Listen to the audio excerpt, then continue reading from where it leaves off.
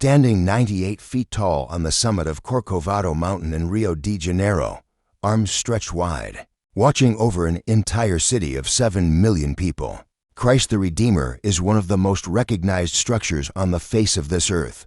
Built in 1931, weighing 635 metric tons, photographed by over 2 million visitors every single year. You have seen this statue your entire life. You think you know it, but here's what nobody tells you. Inside that statue, hidden behind those stone walls, sealed away from the public, invisible to every tourist who has ever stood at its feet, there's something that was never meant to be discovered. Engineers who worked on it stayed quiet. The Brazilian government never made an official announcement, and the few people who have actually gone inside came out with a story that changes everything you thought you knew about this monument. So today, we are going inside.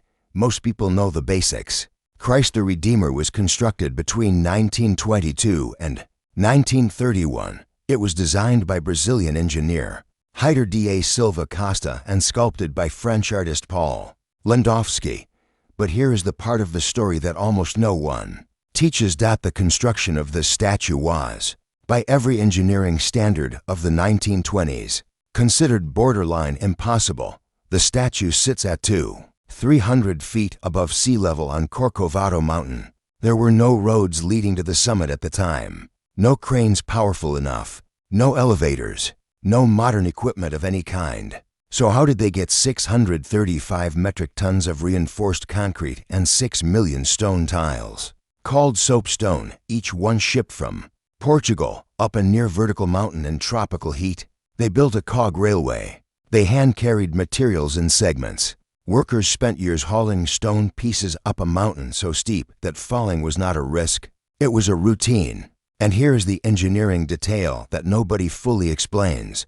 The statue was built in pieces. The head, the arms, the body, each constructed separately, then assembled at the summit like a massive three-dimensional puzzle. The arms alone, each stretching 90 feet wide, were engineered to withstand winds of up to 100 kilometers per hour. Scientists at the time said it was impossible to build extended arms that wide without the structure collapsing under its own weight in a mountain storm. They did it anyway, and somehow, after nearly 100 years of earthquakes, tropical storms, and lightning strikes, those arms have never moved more than a fraction of a millimeter out of alignment. How is that possible with 1920s technology?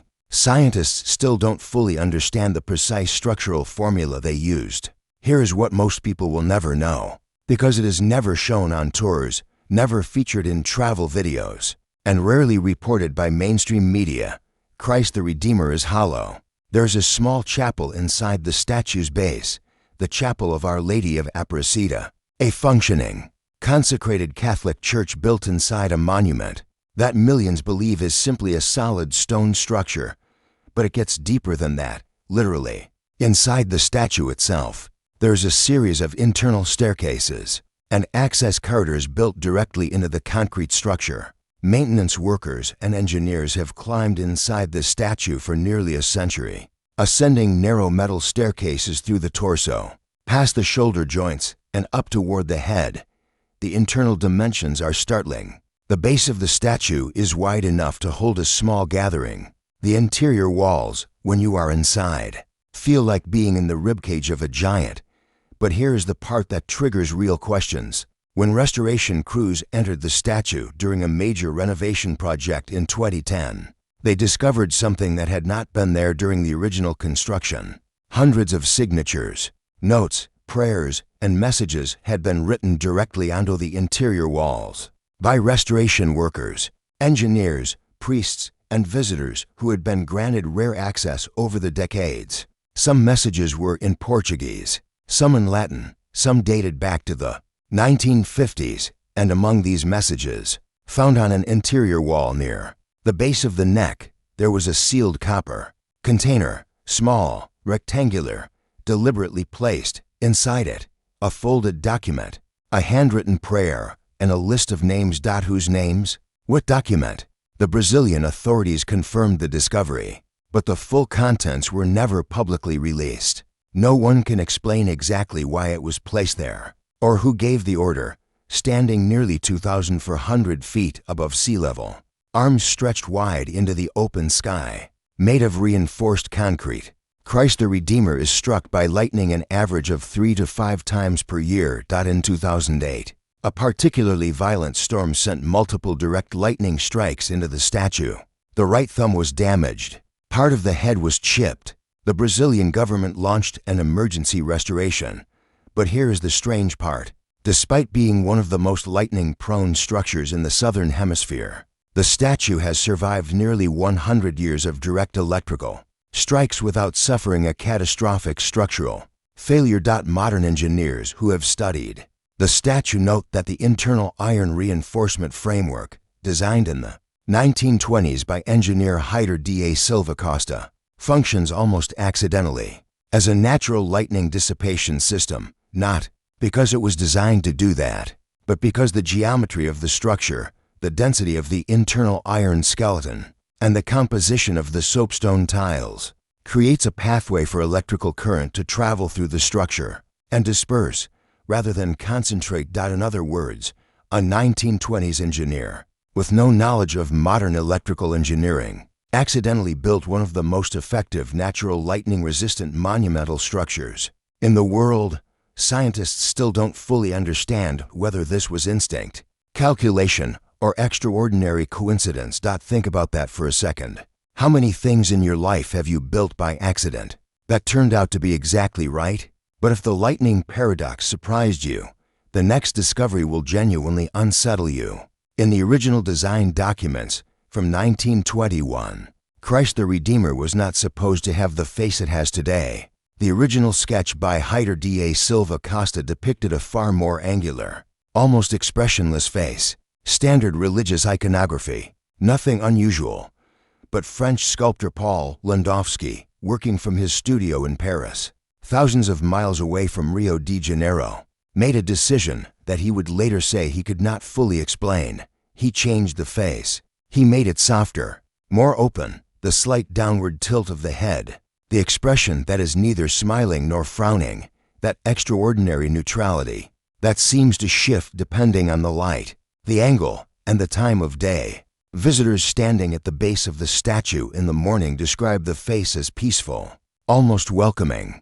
The same visitors photographing the same face at dusk say it looks sorrowful.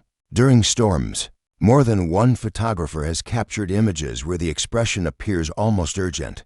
This effect has been studied. It is real, and it is not a trick of imagination. The downward tilt of the head, exactly 30 degrees, combined with the deep-set eye sockets and the neutral mouth creates what optical scientists call an ambiguous emotional cue. The human brain, which is wired to read faces, fills in the emotional blank with whatever it needs to feel at that moment. In other words, the face of the most photographed statue on Earth shows you exactly what you are looking for. Landowski never gave a full interview about why he changed the design. His private letters, held in French archives, contain only one comment about the decision. He wrote, "The face came to me already finished. I only followed." Who or what was he following? Nobody has ever answered that. Let us talk about the mathematics of this structure, because when you lay them out, something strange emerges. The total height of the statue, including its base, is 98 feet, or precisely 30 meters. The arm span is exactly 28 meters. The ratio of height to arm span is 30 to 28, which maps almost precisely to the golden ratio proportions used in classical art and architecture. This was not a coincidence. Landowski was trained in classical proportions. He understood that the human eye reads certain ratios as naturally beautiful. But here is where it gets unexplained. The statue sits at a GPS coordinate of 22 degrees south latitude. The number 22 divided by 7 is the most common approximation for pi, the mathematical constant that governs circles, waves, and natural growth patterns. The base of the statue has 8 sides. An octagon, which is the geometric shape that appears most frequently in sacred architecture, across completely unconnected civilizations. Islamic mosques, Buddhist temples, early Christian baptisteries, and ancient Egyptian funeral structures. Was any of this intentional? Was Costa drawing on ancient symbolic tradition? Or is this the universe's way of telling us that certain numbers are not chosen? They are arrived at? Scientists, mathematicians, and historians cannot agree on whether these numerical patterns are designed or emergent. The debate is still open. So what is Christ the Redeemer really? It is not just a religious monument. It is not just a tourist landmark. It is not even just a feat of engineering. It is a record of human ambition, of what happens when ordinary people in an ordinary era decide to attempt something that every reasonable calculation says should not work. A group of Brazilian engineers and a French sculptor, working in the 1920s with tools that would embarrass a modern construction crew, built a structure that has survived nearly a century of lightning, storms, and earthquakes. A structure with a face that changes expression.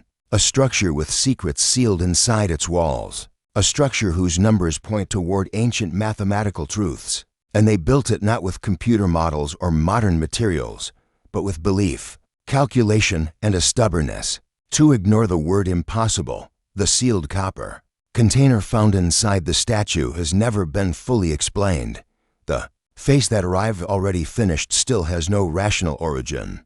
Story. The lightning-resistant framework that was never designed to be lightning-resistant still confounds engineers today. Some things we build outlast our ability to explain them, and maybe, just maybe, the greatest monuments in human history were never meant to be understood. They were meant to be felt, standing at the feet of this statue, 98 feet above you, arms stretched across the sky. You are not looking at concrete and stone.